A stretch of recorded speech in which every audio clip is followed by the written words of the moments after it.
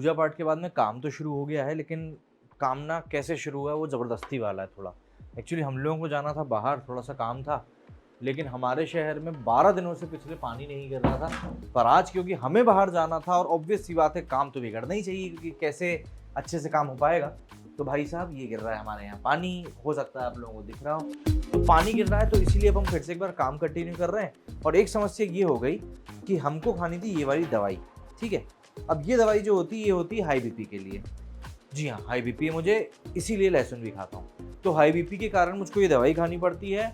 और एक मित्र से बात करते-करते मैं दवाई खा रहा था। मुझे इस टाइम पे दूसरी खानी होती है, लेकिन मैं बातों-बातों में एक बार फिर से यही वाली दवाई खा गया हूँ। तो इस समय ना हालत बहुत ज़्यादा ख़राब हो रही है। मतलब ऐसा लग रहा है यूँ बिल्कुल कि डिज़ीनेस सी हो रही है ना, कि हाँ, नीचे जितने जाते जा रहे हैं।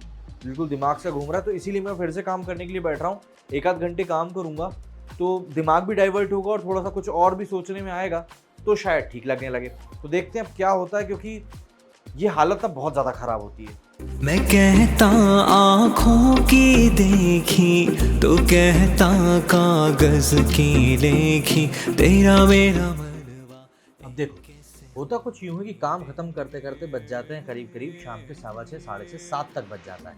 अब हो सकता है आप मेरा इंतज़ार कर रहे हो, या हो सकता है आप मेरा इंतज़ार कर रहे हैं। कोई ना कोई तो मेरा इंतज़ार बाहर कर ही रहा होता है। लेकिन अब इसी इंतज़ार की कशमकश में करना क्या है ये चीज़ समझ में आती नहीं है।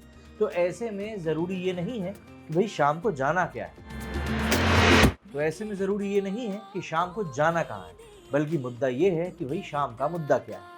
शाम का मुद्दा ये है कि जिस शाम को बाहर पानी गिर रहा हो, मौसम इतना ज़्यादा ग्लूमी हो चुका हो कि आपका मन किसी चीज़ में ना लगे, तो समझ में आपको भी नहीं आएगा जनाब कि आपको जाना कहाँ है। तो ऐसे में ये फैसला लेना उतना ही कठिन हो जाता है, जितना कि वो शादी वाला फैसला होता है ना, उतना ही कठिन फैसला। तो इसीलिए ये शाम इतनी बदरंग है कि समझ में नहीं आ रहा है कि जाना कहाँ है। मैं कहता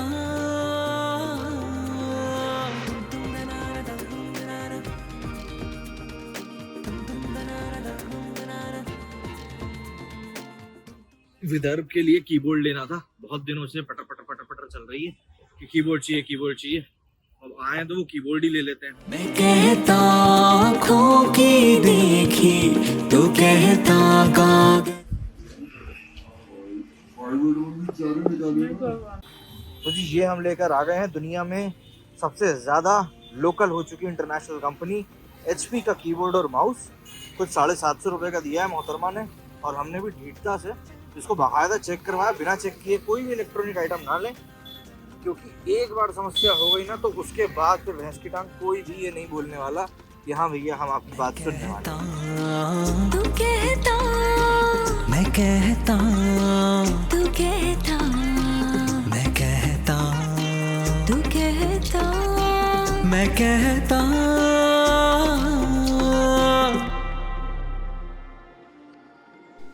जब भी काम की बात आती है तो हरिशंकर परसाई जी की एक लाइन मुझे बहुत याद आती है, जिसमें उन्होंने कहा था कि हर आदमी बेईमानी की तलाश में है और हर आदमी चिल्लाता है बड़ी बेईमानी है।